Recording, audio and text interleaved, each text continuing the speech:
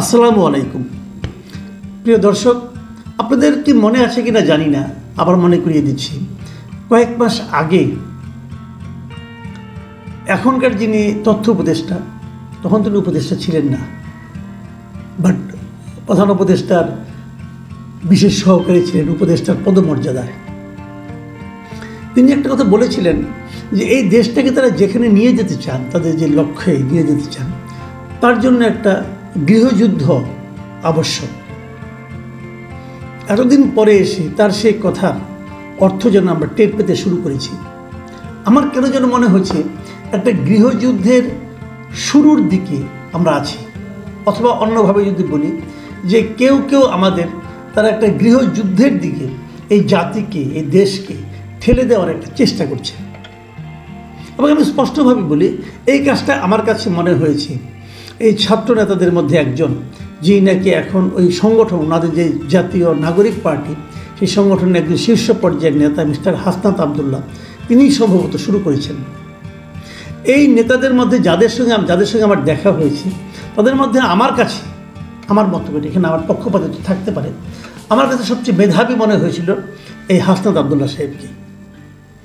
এমন একজন মেধাবী লোক আজকে কেন এই ধরনের একটা স্ট্যাটাস দিলেন আমি বুঝতে পারি না। উনি ওনার ফেসবুকে একটা স্ট্যাটাস দিয়েছেন, এবং এই স্ট্যাটাস দিয়ে আজকে হলো 21 তারিখ, 21শে মার্চ। উনি আজকে থেকে 10 দিন আগের 11 মার্চের একটা ঘটনা বর্ণনা করেছেন। 11 মার্চ দুপুর 2:30 সেই সময় লিখে উনি পুরো একটা স্ট্যাটাস লিখেছেন। বেশ বড়সড় একটা স্ট্যাটাস, একদম ছোট নয়, এবং প্রায় 500 পৃষ্ঠা, 500 হলে 450 ওয়ার্ডের মতো একটা বড় একটা স্ট্যাটাস। সেখানে উনি কী লিখেছেন? উনি যেটা বলেছেন যে ওই 11 মার্চ দুপুর 2:30টায় উনি নাকি সেনানিবাসে, ক্যান্টনমেন্টে উনি নাকি একটা মিটিংয়ে বসেছিলেন, এবং সেখানে তাদেরকে ক্যান্টনমেন্টের পক্ষ থেকে কিছু প্রস্তাব তাদেরকে দেওয়া হয়েছিল, এবং সেই প্রস্তাবগুলি বলাই বাহুল্য উনি প্রত্যাখ্যান করেছেন, এবং প্রত্যাখ্যান করে উনি এখন সেগুলি জনগণের কাছে প্রকাশ করে দিয়েছেন। তো এটা নিয়ে অনেক প্রশ্ন, অনেকে অনেক কথা বলতেছেন যে 11 তারিখের ঘটনা উনি এতদিন পরে কেন প্রকাশ করলেন। যাই হোক, সেটার ব্যাখ্যা ওনার অত ওভাবে নাই, বাট কিছুটা আছে, সেটা আমি বলছি। তার আগে আমি ওনার স্ট্যাটাসের কিছু কথা আপনাদের পড়ে শোনাবো এবং সঙ্গে সঙ্গে মন্তব্য করব। পরে একবারে মন্তব্য করতে গেলে না খেয়ে হারিয়ে ফেলি, কাজে এই সঙ্গে সঙ্গেই মন্তব্য করব। উনি লিখেছেন, আপনার শুনুন, রিফাইন্ড আওয়ামী লীগ নামে নতুন একটি ষড়যন্ত্র নিয়ে আসার পরিকল্পনা চলছে। এই পরিকল্পনা পুরোপুরি ভারতের।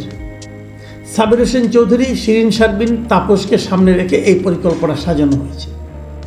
মানে মূল বক্তব্য হলো রিফাইন্ড আওয়ামী লীগ, মানে যে সমস্ত আওয়ামী লীগের নেতাদের বিরুদ্ধে দুর্নীতি, অপরাধ, অপকর্মের অভিযোগ ছিল, তাদেরকে বাদ দিয়ে একটা নতুন আওয়ামী লীগ করা হবে, রিফাইন্ড। এবং সেখানে শীর্ষস্থানে থাকবে সাবির হোসেন চৌধুরী, শিরিন শারমিন এবং তাপস। এই যে তাপসকে আমি আমার মন্তব্যটা করছি, তাপসকে যদি আপনি আনেন আওয়ামী লীগের মাথায়, সে রিফাইন্ড হলো কী করে? একই জিনিস হলো। আওয়ামী লীগ আমলে সবচেয়ে দুর্নীতির অভিযোগ যে সমস্ত আওয়ামী লীগের লিডারদের মধ্যে ছিল, তার মধ্যে তাপস হলো শীর্ষস্থানীয় একজন। তাকে দুর্নীতিতে হারাতে পারবে এমন লোক মনে হয় খুব কমই ছিল। আমি জানি না, কেউ পারতেও পারে, কিন্তু আওয়ামী লীগের লিডারদের মধ্যে তার চেয়ে বেশি দুর্বিনীত, তার চেয়ে বেশি বেপরোয়া, তার চেয়ে বেশি করাপ্ট, এবং তার চেয়ে বেশি, আপনি কী বলবেন, এটা অসভ্য দ্বিতীয় আর কোনো নেতা ছিল কিনা আমার সন্দেহ আছে। কিন্তু মানুষই মনে করতো না। এই লোক বলেছিল, একজন সেই চিফ জাস্টিসকে নাকি নামিয়ে দিয়েছিল, এই লোক বলেছিল। আর তাকে মাথায় আনলে রিফাইন্ড আওয়ামী লীগ হয় কীভাবে ভাই? ঠিক আছে, আরও কি লিখেছেন? উনি লিখেছেন, আমি সহ আরও 2 জনের কাছে ক্যান্টনমেন্ট থেকে এই পরিকল্পনা উপস্থাপন করা হয় 11 মার্চ দুপুর 2:30টায়। এই 2 জনকে আমি জানার খুব আগ্রহ ছিল। আমি পুরো জিনিসটাই পড়লাম, আমি ওই 2 জন সম্পর্কে জানতে পারলাম না। আপনি যদি আপনার নাম প্রকাশ করতে পারলেন, তো ওই 2 জনের নাম প্রকাশ করলেন না কেন?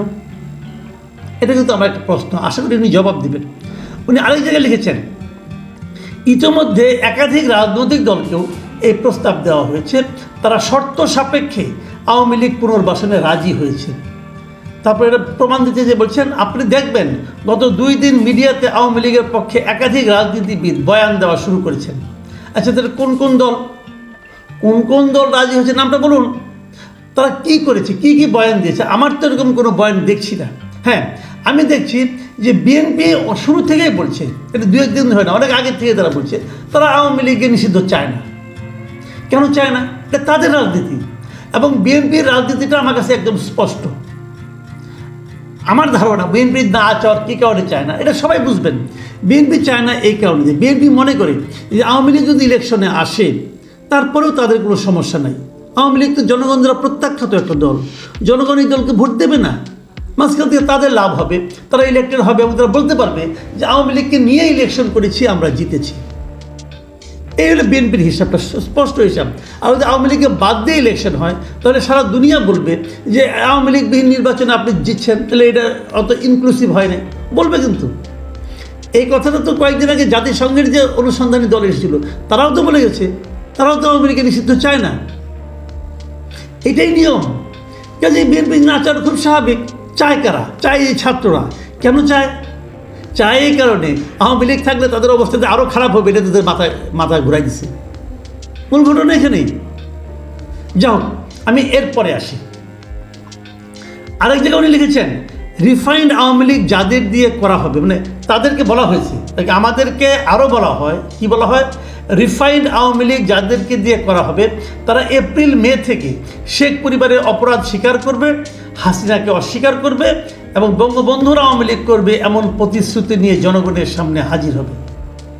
এটা নাকি তাদেরকে আর্মির পক্ষ থেকে বলা হয়েছে।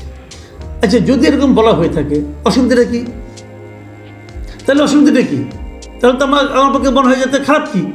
কারণ আওয়ামী লীগ পুরো দলটাই খারাপ। তাহলে কি হয়? তাহলে আওয়ামী লীগের যারা সমর্থক, যারা আওয়ামী লীগকে ভোট দেয় তারাও খারাপ। তো এই লোকগুলিকে আপনি কী করবেন? দেশ থেকে বের করে দেবেন? সবাইকে জেলে পড়বেন? পারবেন? ওই ক্ষমতা আপনার আছে? আওয়ামী লীগ খারাপ হয়নি, আওয়ামী লীগের গঠনতন্ত্র চেঞ্জ হয়েছে। আওয়ামী লীগের গঠনতন্ত্র দেখে বলেন তো এই গঠনতন্ত্রের কোন ধারায় আনা হয় খারাপ? বলতে পারবেন না। আওয়ামী লীগ একটা বড় দল, অনেক সমর্থক। এই দল যারা পরিচালনার দায়িত্বে ছিল গত কয়েক বছর তারা খারাপ করেছে, তারা এই দলের নাম নিয়ে তারা অপরাধ করেছে। আপনি দেখবেন কিছু কিছু লোক নামাজ রোজা সব পরে, জব্বা আছে, মাথা মধ্যে নামাজ পড়তে পড়তে কালো দাগ হয়ে গেছে, টুপি আছে, দাড়ি আছে, সব আছে, কিন্তু ঘুষ খায়। দেখেন না এরকম? বহু দেখছেন। এখন সে যে ঘুষ খায় এটা কি তার এই লেবাসের দোষ? সে যে ইসলামের কথা মুখে বলে এটা কি ইসলামের দোষ? নাকি ইসলামের নামে ওই লোকটা এই কাজটা করেছে? এটা ওই লোকটার ব্যক্তির দোষ। এর জন্য তার শাস্তি ইহকালেও আছে, পরকালেও আছে। তো যদি আওয়ামী লীগের নামে কেউ অপকর্ম করে থাকে তার জন্য ওই লোকটা দায়ী, আপনি আওয়ামী লীগকে দায়ী করতে পারেন না। এই জায়গাটাতে কিন্তু এই যে সূক্ষ্ম এটা পার্থক্যটা, এটা অনেকে বুঝতে চায় না। ভাই, আওয়ামী লীগের যত লোক করাপশন ছিল, আপনি হয়তো বলবেন যে এভাবে দেখলে তো আওয়ামী লীগের সমস্ত নেতাই চলে আসে। আসুক, সমস্ত নেতারই বিচার করেন। সেন্ট্রাল লিডার, জেলা পর্যায়ে লিডার, উপজেলা পর্যায়ে লিডার, এমপি যত ছিল সবার বিচার করেন, আমার কোনো আপত্তি নাই, ধরে ধরে বিচার করেন। কিন্তু যারা এই পদগুলিতে ছিল না, যারা আওয়ামী লীগকে ভোট দেয়, আওয়ামী লীগকে ভালোবাসে, তাদেরকে আপনি নিষিদ্ধ করবেন কোন বিবেচনায়, কোন দায়িত্বে, কোন হিসাবে, কোন যোগ্যতায়? পারেন না রে ভাই। আচ্ছা ঠিক আছে, আমরা আসেন আরেকটু পড়ি। তাদেরকে নাকি ওই আরবিদের পক্ষ থেকে বলা হয়েছে যে Awami League must come back. তো Awami League must come back সত্য কথা তো, এটা মিথ্যা বলে নেই তো। Awami League must come back. পৃথিবীর সব দলই একশো মানে ফিরে ফিরে আসবে। আসবে না কেন? এটা তার আদর্শের কথা। আদর্শ তো আমাদের কোনো খারাপ দেখি না। আলোচনার এক পর্যায়ে, এখন এই আলোচনা শুনুন আপনারা, আলোচনার এক পর্যায়ে বলি, মানে কে বলে? হাসান আব্দুল্লাহ, যে যেই দল এখনও ক্ষমা চায় নাই, অপরাধ স্বীকার করে নাই, সেই দলকে আপনারা কিভাবে ক্ষমা করে দিবেন? অপর পক্ষ থেকে রেগে গিয়ে উত্তর আসে, you people know nothing, you lack wisdom and experience, we are in this service for at least 40 years. তোমার বয়সের চেয়েও বেশি। এটা নাকি তাদেরকে বলছে আর্মি অফিসাররা, অথবা অপর পক্ষ। কে বলছে ভাই? নামটা বলেন। আপনি তো সবই বলে দিয়েছেন, তাহলে এই নামটা বলতে সমস্যাটা কি? আপনাকে কোন অফিসার বলেছে? অফিসার বলেছে নাকি কোনো সিপাহী বলেছে? কে বলেছে? নাকি আর্মি চিফ বলেছে? বলেন, নাম বলেন না কেন? আমরা আপনার নামটা শুনতে চাই। কে এই কথাটা বলেছে? যদি সে বলে থাকে, এই যে বলাটা, এই বলাটা সে বলতেই পারে, এখানে কিন্তু কোনো অন্যায় কিছু নাই। সে যদি 40 ইয়ার্স চাকরি করে তাহলে আপনার বয়সের চেয়ে বেশি হবেই। আবার এখানে আরও বলেছে যে তাছাড়া আওয়ামী লীগ ছাড়া ইনক্লুসিভ ইলেকশন হবে না। এই কথাটাকে ওই আর্মি ভদ্রলোক বলেছেন, ওনারা বলেছেন। যদি এই কথাটা বলে থাকে, এই কথা ভুলটা কী আছে? আওয়ামী লীগ ছাড়া আপনি ইনক্লুসিভ ইলেকশন কীভাবে করবেন? আওয়ামী লীগ ছাড়া ইলেকশন হবে, যে ইলেকশন আওয়ামী লীগ করছিল একবার 2014 সালে। ইনক্লুসিভ ইলেকশন করতে হলে আওয়ামী লীগ নিয়েই করতে হবে, কারণ আওয়ামী লীগের যে ভোটগুলি আছে, এই ভোটগুলি তো আছে আওয়ামী লীগের। ইনক্লুসিভ ইলেকশন আওয়ামী লীগের ইলেকশন করে দেখেন না, তারা অর্ধেক ভোট পান কিনা আপনারা দেখেন না? এত সোজা। মানুষের মন জয় করতে হয় ভাই। ভোট পেতে হলে মানুষ আপনাকে একটা ভোট দিবে, উল্টাভাবে মানুষের কাছ থেকে এই ভোটটা আদায় করতে হবে। একটা মানুষের কাছ থেকে একটা ভোট আদায় করতে হলে ওই মানুষের মন জয় করতে হয়। ওই মানুষকে ভয় দেখিয়ে পাওয়া যায় না, হুমকি ধামকি দিয়ে পাওয়া যায় না, ইমোশন ক্রিয়েট করে পাওয়া যায় না, যে কাজটা আপনারা এখন করছেন। আমি বলবো এই কথা হলে আরেকটু পরে বলবো। তারপরে উনি ফিনিশিংয়ে এসে মানুষকে কীভাবে উদ্দীপ্ত করার চেষ্টা করেছেন সেটাও একটু পরে শোনাই। আজকেও ক্যান্টনমেন্টের চাপকে অস্বীকার করে আমি আবারও আপনাদের উপরে ভরসা রাখতে চাই। এ পোস্ট দেওয়ার পর আমার কি হবে জানি না, নানামুখী প্রেসারে আমাকে হয়তো পড়তে হবে, হয়তো বিপদেও পড়তে হতে পারে, কিন্তু আওয়ামী লীগ নিষিদ্ধের প্রশ্নে কোনো ধরনের আপোষ করার সুযোগ নেই। তারপরে লিখেছেন আরেক জায়গায়, আজ আবারও যদি আপনাদের সমর্থন পাই, রাজপথে আপনাদের পাশে পাই, তবে আবারও এই আওয়ামী লীগ পুনর্বাসনে ভারতীয় ষড়যন্ত্র আমরা উড়িয়ে দিতে পারব। তারপর আবার লিখেছেন, আওয়ামী লীগ রাজনীতি করতে পারলে জুলাই ব্যর্থ হয়ে যাবে। আমাদের শরীরে এক বিন্দু রক্ত থাকা পর্যন্ত আমাদের শহীদদের রক্ত আমরা বৃথা হতে দেব না। 5 আগস্টের পরের বাংলাদেশে আওয়ামী লীগের কামব্যাকের আর কোনো সুযোগ নাই এবং আওয়ামী লীগকে অবশ্যই নিষিদ্ধ হতে হবে। এই হলো ওনার স্ট্যাটাস। ফলে কি হলো? ফলে ওনারা যেটা করলেন আমার বিবেচনায় সেটা হলো যে এই সরকারের সঙ্গে তাদের সঙ্গে আর্মিকে মুখোমুখি দাঁড় করিয়ে দিলেন। কি লাভ হলো এতে? আপনি তো সেন্টিমেন্ট ক্রিয়েট করছেন, কিছু লোকের কাছ থেকে এক ধরনের সহানুভূতি পাচ্ছেন, পাবেন অল্প সময়, কোনো সন্দেহ নেই, কিন্তু এই সহানুভূতি খুব শিগগিরই কেটে যাবে। এবং আপনি ব্যক্তিগতভাবে আমার ক্ষতি হলো এখানে যে আপনাকে আমি যেরকম ঠান্ডা মাথার নেতা মনে করতাম, আপনাকে আর সেরকম মনে করতে পারছি না। আপনাকে আমাকে একজন হঠকারী নেতৃত্ব মনে হচ্ছে। এই কথাগুলি বলার মাধ্যমে আপনি আপনার হঠকারী আচরণ করছেন। আপনি খোলামেলা বলছেন, তো আমার কোনো আপত্তি নেই, আমি নিজেও খোলামেলা বলি, খোলামেলা বলতে পছন্দ করি, কিন্তু আপনি তো খোলামেলা বলেননি। আপনি কোথাও বলেননি আপনার সঙ্গে কে আলোচনা করেছে, তার নামটা কি বলেননি। আপনি আর্মিদেরকে খেপিয়ে দিয়েছেন, কিন্তু তার নামটা বলেননি। কেন বলেননি? তাহলে কি কোনো নাম নাই নাকি আপনার সঙ্গে সমতলা ভয়ই নাই?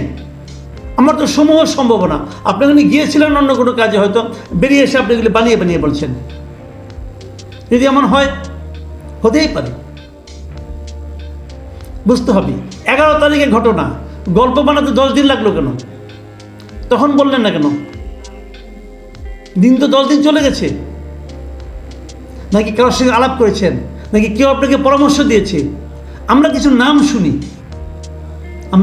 শুনি যা নাকি আপনাদেরকে চালায়, যা নাকি দেশটাকে চালানোর কথা চিন্তা করে। ফরহাদ মাঝহার, ছোটন সাহেব, শুনি নামগুলো, খলিল সাহেব, নামগুলি শুনি।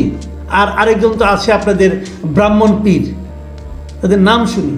তাদের দ্বারা পরিচিত হয়ে করছেন। তাদের প্রত্যেকের এই স্বভাব আছে, মানুষকে উত্তেজিত করা। আমার মনে হয় এটা কোনো সুস্থ রাজনীতির পরিচয় হচ্ছে না। দেশকে অস্থিতিশীল করা এর চেয়ে বড় পদক্ষেপ আমি গত কয়েক মাসে আর দেখিনি। প্রিয় দর্শক, এটা নিয়ে আরও আলোচনা হবে। আমি মনে করি আলোচনা মাত্র শুরু হলো। আমি আরও কয়েকটা দিক আলোচনা করব, হয়তো আগামী 2-1 দিনের মধ্যে।